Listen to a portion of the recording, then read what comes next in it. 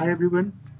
In this first video, we are going to prepare CAD files for two nose cones, namely conical nose cone and tangent ogive nose cone. With these parameters, length equals 200 millimeters and radius equals to 50 millimeters. And then we will prepare the computational domain that is required for flow analysis over the prepared nose cones. We will use SolidWorks for preparing the computational domain. So let's start with conical nose cone. I've already opened the part environment. So I will go to front plane and click in sketch, and I will take a construction line and make two perpendicular lines like this, and I'll give the dimensions for length of the nose cone, which is 200 millimeters, like 200 millimeters, and for radius of nose cone, which is 50 millimeters. And for conical nose cone, the profile is just joining these 2 points like this. And then let me also draw a straight line from here like this. It will represent the rocket body. So we are including this in the geometry because we will need to visualize the airflow after the nose cone that flows over the rocket body up to some extent. So I'm keeping the length of this line to be 600 millimeters. And so for revolving, I will make it this. And I will make this point coincident with this line. Then I can go to features and create a revolve base. Okay. And select the axis of revolution to be this. And we will have this geometry. So what we see here is a full solid conical nose cone and some part of the rocket cylindrical body as well. So in reality, this would not be solid, but this would be hollow. However, it does not matter in this case because we are only concerned with the external flow of air. So for the analysis of external flow of air, we will need the CAD of external air, not the nose cone. So for that, let's make a bounding box for this part and delete this part from the box to get the CAD of the air that exists outside the part. Okay, so let's go to front plane again, click in sketch, and now let's make a rectangle like this. So the rectangle should be coincident with this edge, collinear, and let's make this 400 millimeters ahead from the nose cone. So the idea is the air will flow from this face and it will exit from these faces.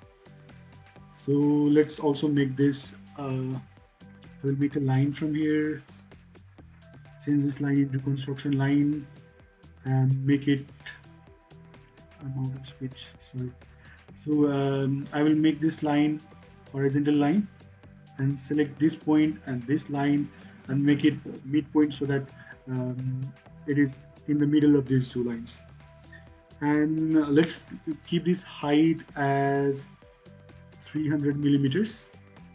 Okay, and now I want to extrude this profile from mid plane with the same dimension 300 millimeters, and don't forget to uncheck the merge result because we want them to be different parts.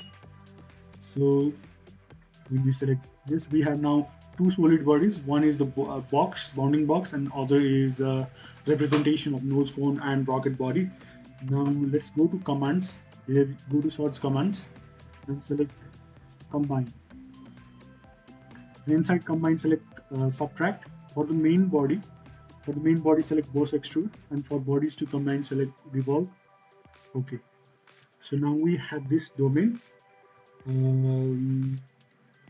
So this is the computational domain that is required for flow analysis of conical nose cone.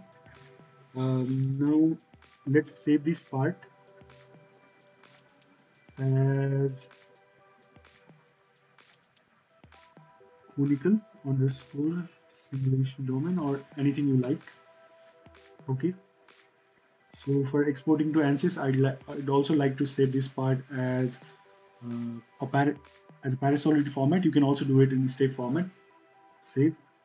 So now we are done with conical nose cone. For the tangent ogive nose cone, rather than just following the same full steps, I will save this conical nose cone as a copy and open it and rename it as tangent ogive simulation domain. Okay, fine. So here, what we can do is go to revolve, close the original document, go to revolve and edit this sketch. Instead of straight line here, make it construction geometry. What we will have is we will have a center point arc that is coincident to this line, and